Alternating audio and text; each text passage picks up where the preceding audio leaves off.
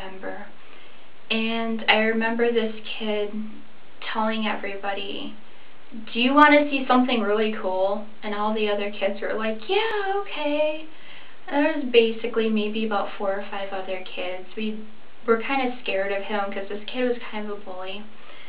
And I have this kid, I was standing kind of diagonal. He was like behind me and I was right here.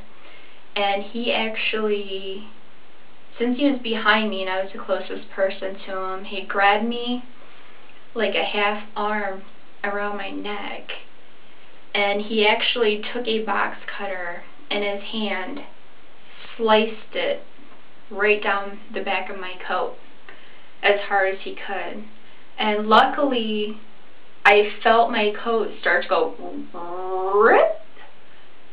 So I actually fell forward as soon as he was doing that, which essentially I think saved me. I did have a cut. I still had blood all over my coat. And I ended up, since my parents weren't there, I ended up getting on the bus. And when I came home that night, my parents asked me what happened. They thought I actually got caught in a tree. And I had all this blood up and down my back. I had a hole in the back of my shirt and my coat. And they didn't believe me when I actually told them that this wasn't the first time this kid came after me personally, but this was the first time that I had with somebody that really tried to hurt me. I think I had a lot of anxiety building up from this, and I know manic episodes are when people get in a frenzied state.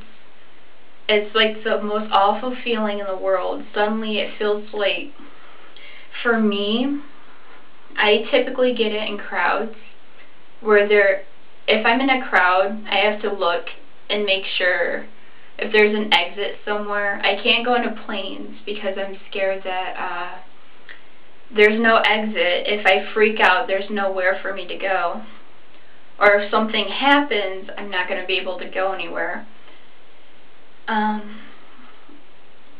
get it from that. And I'm really aware of my surroundings. I'm very particular about proximity, like people's personal spaces with mine. If I don't know you, it has to be like a 2 feet circumference around me that's like comfortable. I can't just like have people come up that I don't know touching me or anything. It freaks me out. Sometimes it's just I'll just get in depressive states.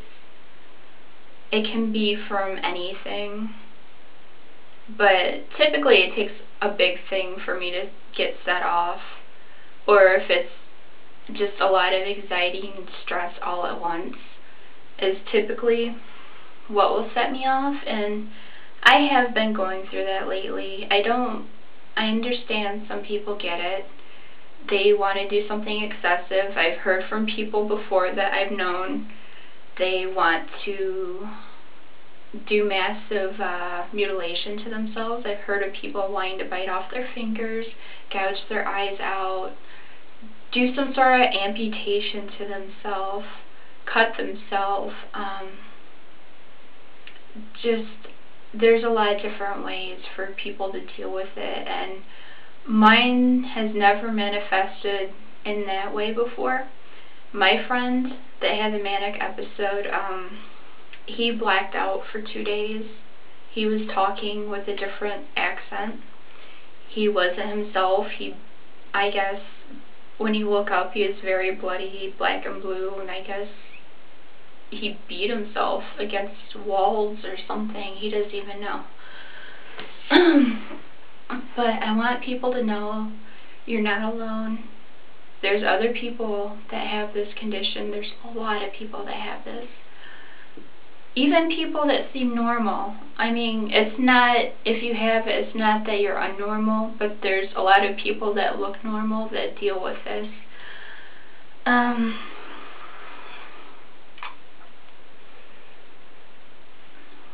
And because of his, it triggered mine a little bit. And the healthy ways I deal with mine are writing. I do write, like, if it's feelings. I don't write letters, like, to people that may trigger it, but I do like poetry. I do like a journal. I do talk about how I'm feeling. I do like to get it out in some form.